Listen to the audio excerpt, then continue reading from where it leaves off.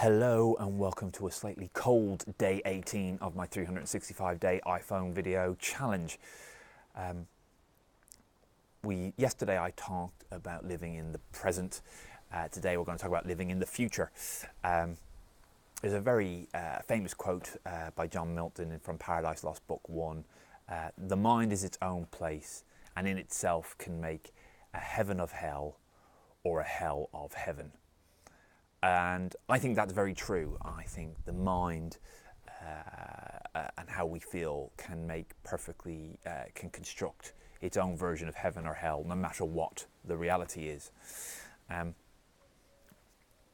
When I talked about living in the past, I talked about reconstructive memory, the Loftus experiments and implanting false memories.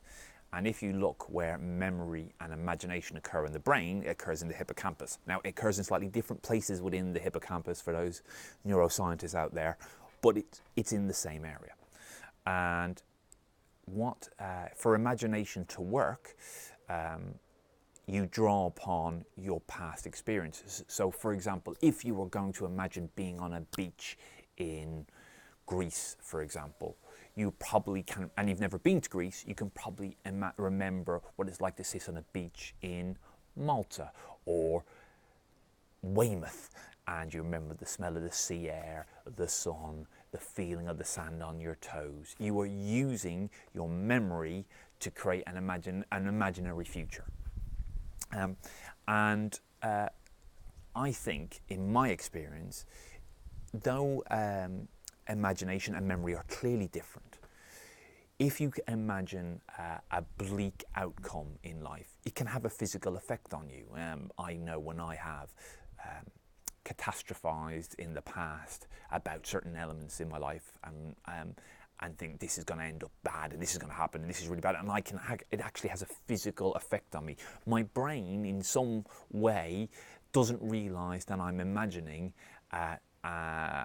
and things I'm either remembering or it's real in some way. And it's not real, it's in my head, it's imaginary.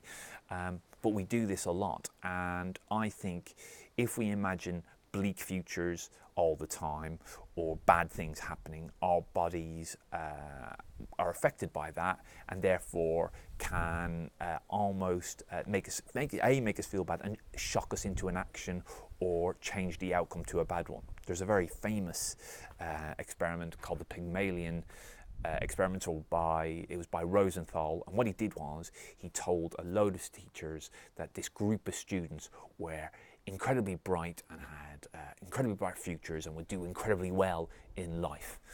And these students, that wasn't the case. All these students were picked at random, and they were no more brighter than any other group of students.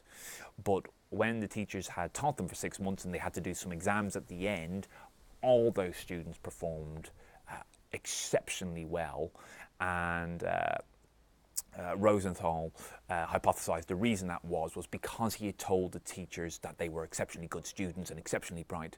The way those teachers behaved towards those students and interacted with them was as if they were exceptionally bright, and the students started to act as if they were exceptionally bright, and guess what? It became a self-fulfilling prophecy, and they succeeded. So if you have a future goal, whatever it may be, one of the things I suggest you think about is writing down who I will be. Not who I am, doesn't matter about that. Doesn't matter. Don't care about the past, don't even really care about the past. Who I will be. Will you be an author?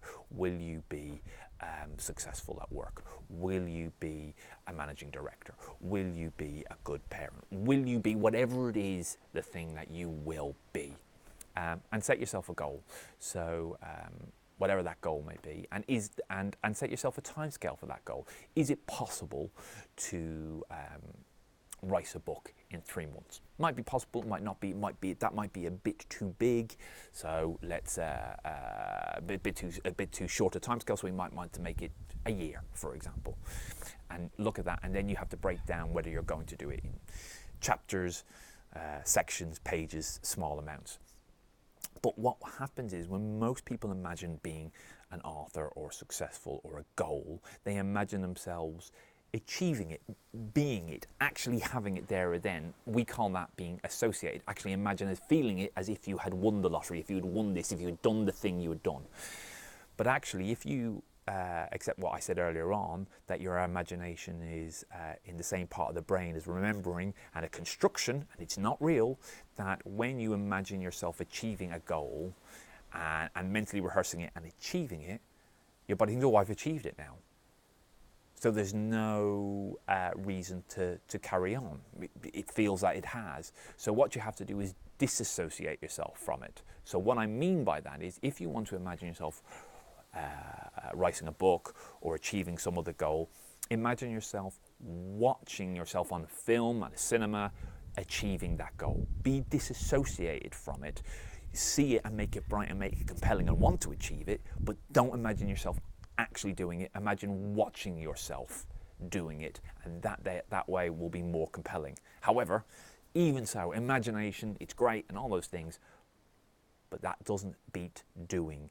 What you must do is do.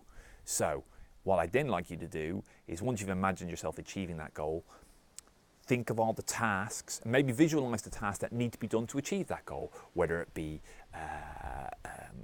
writing the set of chapters down for a book, whether it be going on a course to learn how to manage better, whether it be to read a certain book, whether it be whatever it is, whether going to the gym, whatever it is, break it down into steps and disassociate yourself, watch yourself doing it, and then go, okay, tomorrow I am going to do that one thing, and off you go and do.